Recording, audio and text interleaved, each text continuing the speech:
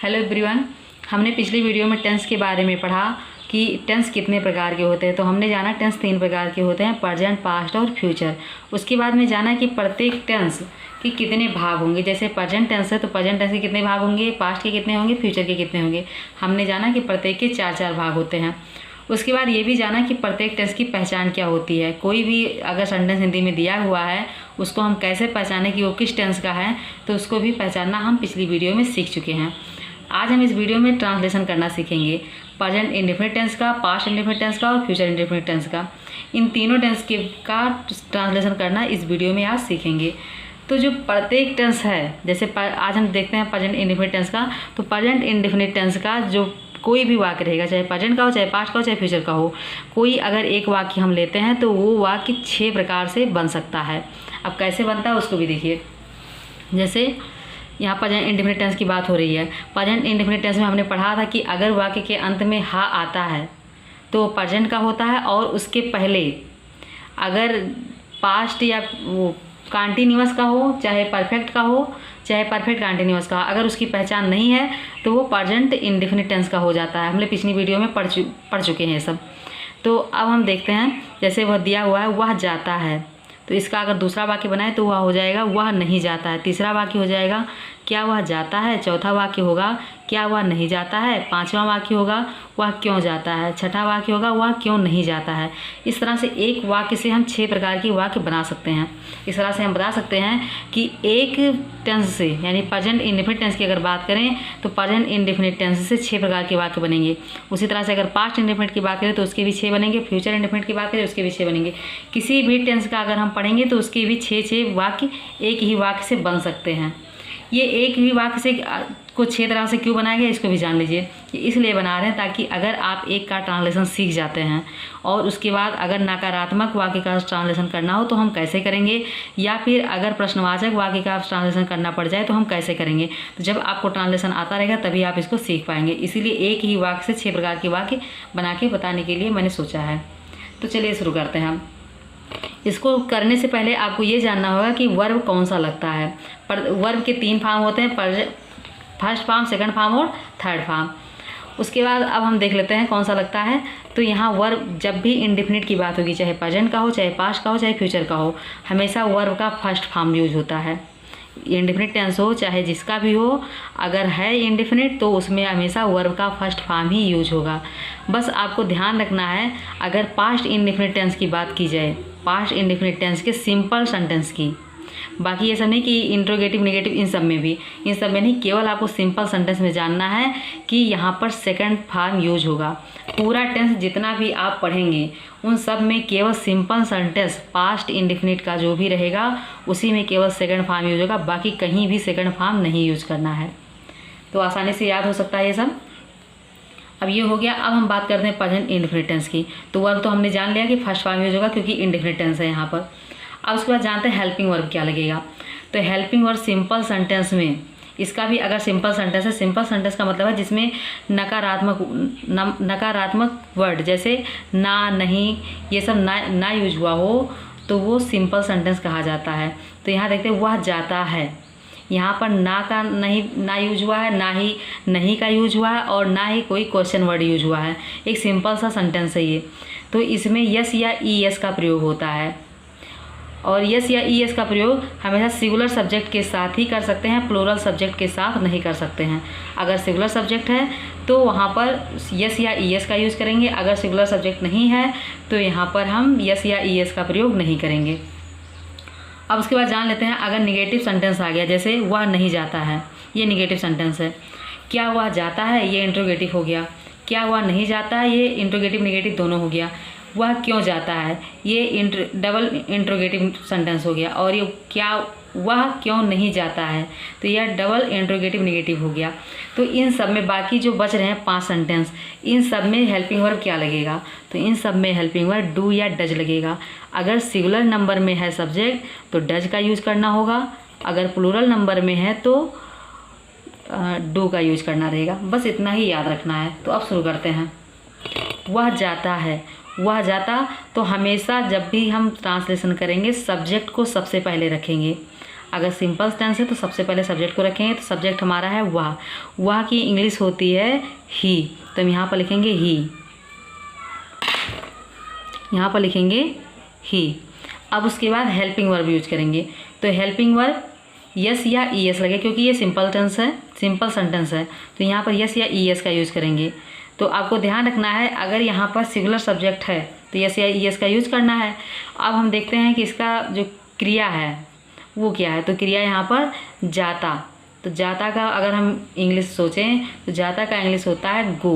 Verb का first form, तो go went गान, तो इसका अगर हम फर्स्ट फॉर्म यूज़ करेंगे तो आएगा गो, तो हम यहाँ पर लगाएंगे गो।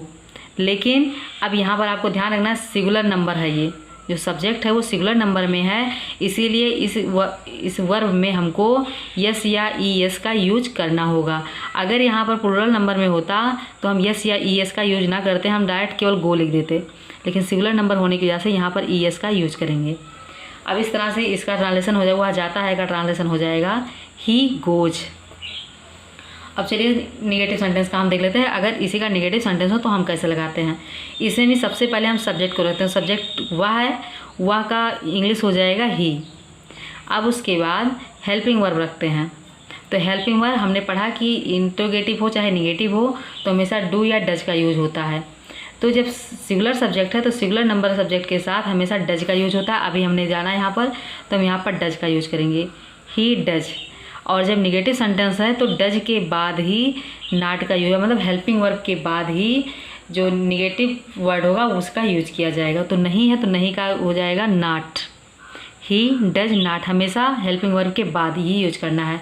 उसके बाद मेन वर्ब, तो मेन वर्ब है जाता, जाता का इंग्लिश होता है गो, हमेशा फर्स्ट फॉर्म यूज होगा, तो इसीलिए यहाँ पर गो ही रह जाएगा। तो इस तरह से इसका सेंटेंस ट्रांसलेशन हो जाएगा ही डज नाट गो। अब उसके बाद अगला देख लेते हैं, ये है इंट्रोगेटिव सेंटेंस, क्या वह जाता है, क्या वह जाता है का इंग्लिश क्या होगा। तो यहाँ पर सबसे पहले तो हम सब्जेक्ट लिखेंगे, सब्जेक्ट हमारा है वह, लेकिन उसके बाद फिर हम ध्यान देंगे तो यहाँ पर इंट्रोगेटिव है ये। और इंट्रोगेटिव सेंटेंस में अगर क्वेश्चन वर्ड स्टार्टिंग में ही आ जाए, सब्जेक्ट के पहले आ जाए, तो जो हेल्पिंग वर्ब हम लगाते थे वो हेल्पिंग वर्ब हमेशा बाहर आ जाता है। तो इस तरह से अगर हम वैसे क्या को ना ध्यान दें, इसका ट्रांसलेशन करें तो इसका ट्रांसलेशन हो जाएगा वह जाता है का ही गोज, यही होता है। अभी हमने यहाँ पढ़ा, लेकिन यहाँ पर क्या लगा हुआ, इसलिए यस या ई एस का यूज नहीं करना है। यहाँ पर हेल्पिंग वर्ब हो जाएगा इंट्रोगेटिव होने के बजाय डू या डज, तो सिंगुलर नंबर है इसलिए यहाँ पर डज का यूज होगा। अब जो डज है यहाँ क्या वर्ड पहले आ जाने की वजह से इस हेल्पिंग वर्ब को हमेशा हम स्टार्टिंग में लगाएंगे।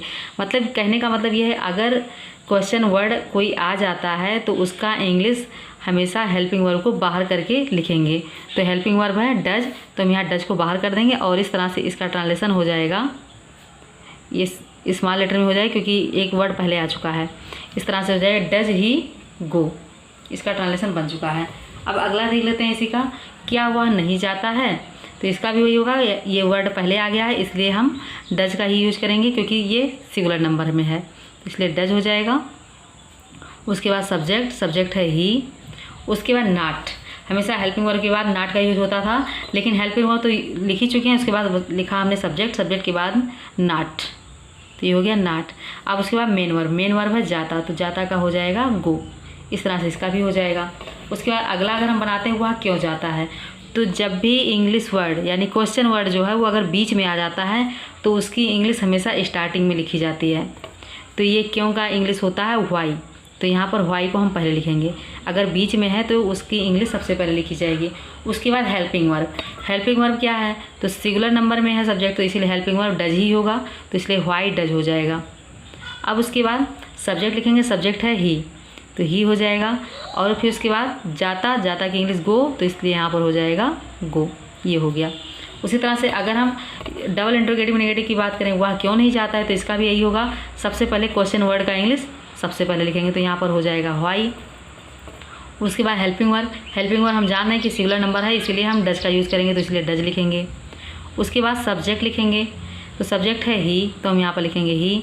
अब उसके बाद हेल्पिंग वर्ब यूज हो ही चुका है, सब्जेक्ट भी यूज हो चुका है, तो बच रहा है निगेटिव वर्ड का इंग्लिश। तो निगेटिव वर्ड है नहीं, नहीं का इंग्लिश हो जाएगा नॉट। अब हम यहाँ लिख देंगे नॉट। उसके बाद मेन वर्ब की इंग्लिश, तो मेन वर्ब है जाता, जाता की इंग्लिश हो जाएगी गो। तो इस तरह से 6 प्रकार के वाक्य का हम ट्रांसलेशन करते हैं। बस आपको ध्यान रखना है, जब भी क्वेश्चन वर्ड पहले आए तो उसका जो भी ये हेल्पिंग वर्ड रहेगा वो आगे चला जाएगा। जैसे हमने मान लीजिए लिखा वह खाना खाता है, खाना खाता है, इसका हमको ट्रांसलेशन करना है। तो सबसे पहले सब्जेक्ट है ही, तो ही हो जाएगा। उसके बाद हेल्पिंग वर्ब जो है डू या डज, इसको भी जानना है हमको कि डू या डज लगाएंगे या यस या ईएस का यूज़ करेंगे। तो यस या ईएस का यूज़ हम नहीं कर सकते हैं यहाँ पर, क्योंकि यहाँ पर सब्जेक्ट जो है वो सिंगुलर नंबर में है, तो यस या ईएस का हम यूज़ करेंगे। और उसके बाद अब देखते हैं कि इसमें वर्ब क्या था। तो वर्ब है खाना, खाता, तो खाता की इंग्लिश होती है ईट, ईट हो गया। यस या ईएस का यूज़ करना है, तो यहाँ पर हो जाएगा ईट्स, ही ईट्स। उसके बाद क्या खाता है, तो खाना खाता है, तो यहाँ हो जाएगा ही ईट्स फूड, ये हो गया। अब अगर मान लीजिए यहीं पर क्या लिख दिया जाए, क्वेश्चन वर्ड बना दिया जाए, तो यहाँ पर क्वेश्चन मार्क लग जाएगा। तो यहाँ पर जो यस लग रहा है ये यस हट जाएगा, और इसलिए यहाँ पर डज का यूज हो जाएगा। और डज जो रहेगा वो बीच में ना लिख करके क्वेश्चन वर्ड आगे आने की वजह से यहाँ पर डज जो है वो स्टार्टिंग में लग जाएगा। ऐसे अगर नाट होता, अगर यहीं पर हम नाट लगा दें, नहीं लगा दें, वह खाना नहीं खाता है, तो नहीं का इंग्लिश सब्जेक्ट के बाद हम लिखेंगे, तो हो जाएगा नाट। इस तरह से हो जाएगा does he naught eat food. अब उसके बाद अब प्रेजेंट इंडेफिनिट कंप्लीट हो चुका है। अब हम पढ़ेंगे past indefinite tense. Past indefinite tense, past indefinite tense का क्या होगा। तो पास्ट इंडेफिनिट टेंस में हमें पता है कि पास्ट इंडेफिनिट टेंस का जो सिंपल सेंटेंस होगा उसमें सेकंड फॉर्म यूज होगा, बाकी किसी में भी सेकंड फॉर्म का यूज नहीं होता है। हम इसको पढ़ चुके हैं, अभी स्टार्टिंग में बताया मैंने। अब हम जानते हैं इसमें हेल्पिंग वर्ब क्या लगता है। तो जैसे प्रेजेंट इंडेफिनिट की अगर बात करें तो उसमें डू या डज लग रहा था, तो इसमें हेल्पिंग वर्ब जो है वो डिड लग जाएगा। हेल्पिंग वर्ब जो होगा वो डिड लगेगा, डज की जगह, डू या डज की जगह पर डिड हो जाएगा। अब हम इसका भी 6 वाक्य बना लेते हैं, इसी वाक्य से हम बनाएंगे। तो इसको जब इंडेफिनिट बनाएंगे तो यहाँ पर हा वर्ड जो हा अच्छा जो आ रहा है वो नहीं रह जाएगा। तो इस तरह से हम लिख सकते हैं वह गया, ये पहला हो गया। उसके बाद दूसरा बना लेते हैं इसी का, वह नहीं गया। अगला बनाते हैं इसी का, वह क्या वह गया। अगला बनेगा क्या वह नहीं गया। इसी का अगला बनाएंगे तो हो जाएगा वह क्यों गया। इसका अगला बनाएंगे तो हो जाएगा वह क्यों नहीं गया। वह क्यों नहीं गया। अब हम इसी का ट्रांसलेशन करना सीखेंगे। तो बात हो रही है पास्ट इंडेफिनिट की, तो वर्ब का हमेशा फर्स्ट फॉर्म, लेकिन जो सिंपल सेंटेंस है उसमें सेकंड फॉर्म। बाकी हेल्पिंग वर्ब तो डिड का यूज होना ही है, चाहे इंट्रोगेटिव हो चाहे नेगेटिव हो। तो शुरू करते हैं। तो पहले हम सब्जेक्ट की इंग्लिश लिखेंगे, तो सब्जेक्ट की इंग्लिश है ही, तो हम लिखेंगे ही। अब उसके बाद वर्ब का सेकंड फॉर्म, तो वर्ब का सेकंड फॉर्म गो वेंट गान, यही होता है। तो गो मीन्स जाना, और वेंट मीन्स गया, और गान मीन्स होता है कि चला गया। तो यहाँ पर गया है तो गया का जो लिखेंगे हम तो वेंट हो जाए, क्योंकि गो का सेकंड फॉर्म सिंपल सेंटेंस है, इसीलिए गो का सेकंड फॉर्म हो जाएगा वेंट। तो इसका हो जाएगा ही वेंट हो गया इसका। अब उसके बाद हम बनाते हैं निगेटिव सेंटेंस का, वह नहीं गया। तो वह नहीं गया, तो यहाँ पर अब निगेटिव सेंटेंस आ गया, इसलिए डिड का यूज़ करना होगा। और वर्ब का फर्स्ट फॉर्म, क्योंकि सिंपल सेंटेंस नहीं रह गया है, अब ये निगेटिव सेंटेंस आ गया। तो सबसे पहले सब्जेक्ट हो गया। अब उसके बाद हेल्पिंग वर्ब है डिड, तो हम लगाएंगे डिड। उसके बाद निगेटिव वर्ड का इंग्लिश, तो निगेटिव वर्ड है नहीं की इंग्लिश हो जाएगी नॉट। ही डिड नॉट गया की इंग्लिश हो जाएगी गो, क्योंकि वर्ब का सेकंड फॉर्म ही यूज होगा। He did not go. उसके बाद अगला देख लेते हैं, क्या वह गया। अब यहाँ पर देखिए क्या वर्ड पहले आ गया है, तो इसलिए इसका हेल्पिंग वर्ब आगे आ जाएगा। तो हेल्पिंग वर्ब लग रहा था डिड, तो डिड यहाँ पर स्टार्टिंग में लग जाएगा। उसके बाद सब्जेक्ट है ही, तो यहाँ लग जाएगा ही। उसके बाद डिड लगाई जो ही हो गया। अब उसके बाद गया की इंग्लिश हो जाएगी गो, तो ये हो गया डिड ही गो। उसके बाद क्या हुआ नहीं गया, इसका जब हम बनाएंगे तो इसका भी क्या पहले है, इसीलिए हेल्पिंग वर्ब आगे आ जाएगा। उसके बाद सब्जेक्ट है ही, तो ही लगाएंगे। उसके बाद निगेटिव वर्ड की इंग्लिश, तो निगेटिव वर्ड है नहीं, नहीं की इंग्लिश हो जाएगी नॉट। हमेशा सब्जेक्ट के बाद में ही लगेगा अगर हेल्पिंग वर्ब स्टार्टिंग में आ गया है तो। अगर हेल्पिंग वर्ब स्टार्टिंग में नहीं आया है तो हेल्पिंग वर्ब के बाद ही नॉट का यूज होता है। अब गया की इंग्लिश हो जाएगी गो, इसका भी हो गया डिड ही नॉट गो, वह क्यों गया। डबल इंट्रोगेटिव सेंटेंस है ये। तो यहाँ पर सबसे पहले देखिए यहाँ पर क्यों वर्ड जो है बीच में आ गया है, तो जब भी क्वेश्चन वर्ड बीच में रहेगा उसकी इंग्लिश पहले लिखेंगे। तो क्यों की इंग्लिश होती है व्हाई, तो व्हाई हम पहले लिखेंगे।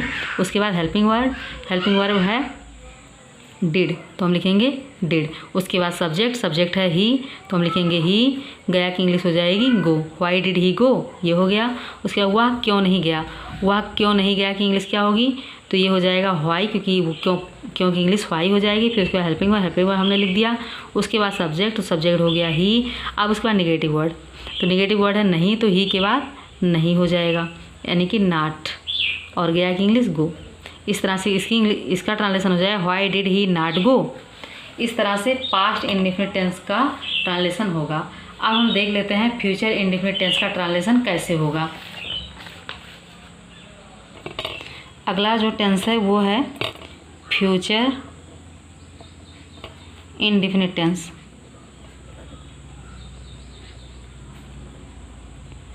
फ्यूचर इंडेफिनिट टेंस, तो इसमें जब हम लिखना शुरू करेंगे तो यहाँ पर आपको एक चीज़ ध्यान रखना है, चाहे सिंगुलर हो चाहे प्लुरल हो, हमेशा सबके साथ विल या शैल का यूज होगा। तो जो हेल्पिंग वर्ब है वो हो जाएगा हेल्पिंग वर्ब। हेल्पिंग वर्ब जो है या तो विल लगेगा या तो शैल लगेगा, यही ध्यान रखना, चाहे सिंगुलर हो चाहे प्लुरल हो। अब आपको ध्यान रखना है कि विल कहाँ लगाएंगे, शैल कहाँ लगाएंगे। तो हमेशा आई और बी के साथ, अगर सब्जेक्ट आई है चाहे बी है तो इसके साथ हमेशा शैल का यूज होगा। बाकी कोई भी सब्जेक्ट हो, चाहे सिंगुलर हो चाहे प्लुरल, हमेशा आपको विल ही यूज करना है, बस इतना ध्यान रखना है। तो अब देखते हैं, शुरू करते हैं। पहले कोई एक सेंटेंस लेते हैं। तो सेंटेंस हमने पिछले उसमें सेंटेंस में लिया है वह जाता है, तो अब यहाँ पर फ्यूचर में उसी को बनाना होगा। तो हो जाएगा वह जाएगा, क्योंकि लास्ट में हमको गा चाहिए तभी फ्यूचर बनेगा, हमने पिछली वीडियो में पढ़ा है इसको। तो ये हो जाएगा वह जाएगा। अब इसी का जब दूसरा सेंटेंस बनाएंगे तो हो जाएगा वह नहीं जाएगा, ये है निगेटिव सेंटेंस। इसी का अगला जब बनाएंगे तो हो जाएगा क्या वह जाएगा। इसका अगला बनाएंगे तो हो जाएगा क्या वह नहीं जाएगा।